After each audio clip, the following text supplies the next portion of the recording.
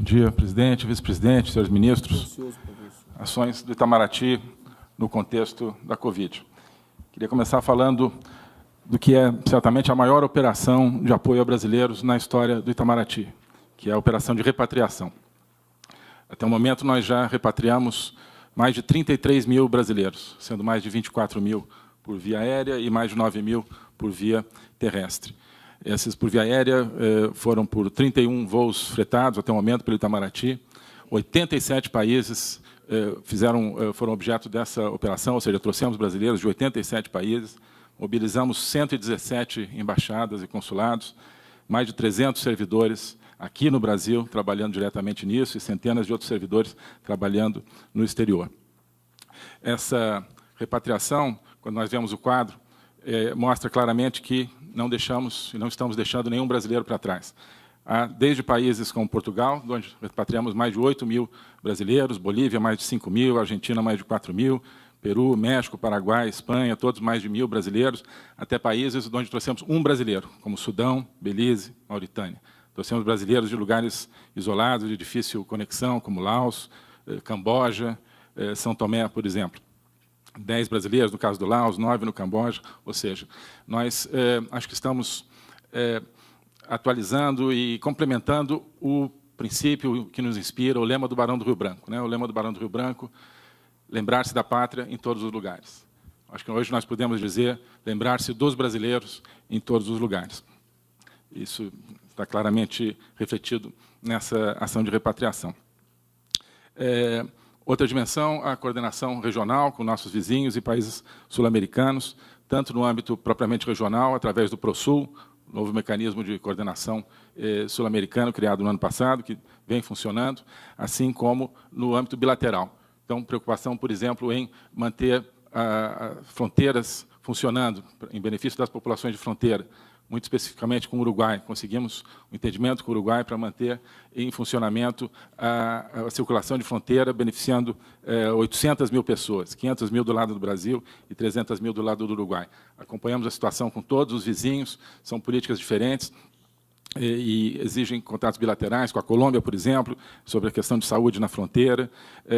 Com o Chile, nós fizemos um memorando para permitir que as pessoas em conexão no Brasil pudessem ir para o Chile, chilenos no Brasil em conexão para o Chile, brasileiros em conexão no Chile voltarem para o Brasil, enfim, toda uma série de ações com nossos vizinhos para permitir a maior facilidade possível na repatriação e no atendimento aos brasileiros. Na dimensão de equipamento hospitalar, de medicamentos, nós conduzimos ações com vários parceiros e recebemos doações, organizamos vinda de equipamento, vinda de medicamentos. Nos Estados Unidos, por exemplo, recebemos 1.000 ventiladores e 2 milhões de doses de hidroxicloroquina, além de 6 milhões de dólares em ajuda para combate à pandemia. Com a Coreia do Sul, por exemplo, identificamos exportadores sul-coreanos de insumos, equipamentos, inclusive, nesse caso, em coordenação com governos estaduais, em benefício, por exemplo, dos estados de Minas Gerais e do Amazonas. Trabalhamos muito também nesse nível dos estados, apoiando sem nenhuma diferenciação todos os estados da federação que precisaram desse nosso apoio. Trabalhamos com a Suíça, por exemplo, com a China, no apoio a 50 voos para trazer 240 milhões de máscaras, importação de 3 milhões de testes de Covid e outras ações. Com a Índia, graças a contatos tanto do presidente com o primeiro-ministro da Índia, quanto meus, com o chanceler indiano, conseguimos a liberação de quase 4 toneladas de insumo para a hidroxicloroquina. Estamos trabalhando para liberar mais 9 toneladas.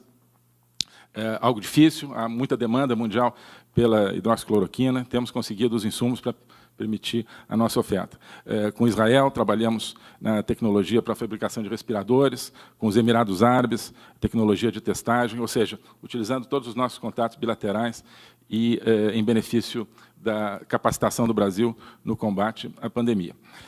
Outra dimensão que já foi mencionada aqui, OMS. Itamaraty, claro, sempre em coordenação com o Ministério da Saúde, Itamaraty acompanha o papel da OMS, com muita preocupação. Falta de independência da OMS, aparentemente, falta de transparência e coerência, sobretudo, falta de coerência no posicionamento, na orientação sobre aspectos essenciais. Então, na origem do vírus, no compartilhamento de amostras, no contágio por humanos, nos modos de prevenção, na quarentena, no uso da hidroxicloroquina, na indumentária de proteção e agora na transmissibilidade por assintomáticos. Em todos esses aspectos, a OMS foi e voltou, às vezes mais de uma vez, isso nos causa preocupação. Isso é um problema sistêmico, não é um problema acidental. Por que temos que examinar? É uma questão de influência política, é uma questão de influência de atores não estatais na OMS, é uma questão de métodos de transparência, precisamos examinar. Para isso, o Brasil está propondo, junto com um grupo de outros países, uma investigação, um processo de reforma, esperamos, da OMS. Então, estamos coordenando aí com a Austrália, com a União Europeia, com outros países, para esse imprescindível exame do que aconteceu, do que está acontecendo com a OMS. Alguns dizem que tem que esperar o fim da pandemia para examinar o que está acontecendo com a OMS. Eu acho que claramente não, porque cada dia as decisões e esse vai e vem da OMS prejudica os esforços de todos os países. Isso tem a ver com uma política que nós temos desde o começo, que é de revalorizar e recentralizar os países, as nações, nos organismos internacionais. Isso faz parte também de um problema sistêmico, nós acreditamos em organismos internacionais. Mas, enfim, com a OMS é muito claramente o caso. Por fim, retomada econômica, já pensando adiante. E aí, claro, sempre em coordenação com o Ministério da Economia. Participamos de reuniões de ministros do comércio do G20, onde se procura manter o comércio internacional em funcionamento. Participamos de vários grupos informais que têm se criado a nível ministerial, em nível de chanceleres. Um grupo, por exemplo, criado pelo Canadá, muito útil, que tem Alemanha, Austrália, França, Indonésia, Itália e vários outros países. Um grupo de coordenação que se criou com Brasil, Estados Unidos, Índia, Japão, Austrália, Coreia e Israel, muito interessante para discutir os caminhos para a retomada econômica num novo cenário internacional pós-coronavírus. Participei ontem de um exercício também muito interessante no Fórum Econômico Mundial, um chamado Grupo de Ação Global, que está sendo criado, ao qual nós fomos convidados para discutir essa estrutura do sistema internacional. Diálogos bilaterais, tínhamos já, antes da pandemia, uma agenda comercial muito ativa, mais do que sem precedentes, talvez, já tendo concluído grandes acordos, e não paramos, ao contrário, aceleramos, falando com a União Europeia para a ratificação do acordo que nós assinamos no ano passado, abrindo com os Estados Unidos o caminho para uma parceria econômica muito profunda e em outras negociações que estão em andamento, falando com a Arábia Saudita, por exemplo, para a vinda de investimentos, assim como Emirados Árabes também, Israel.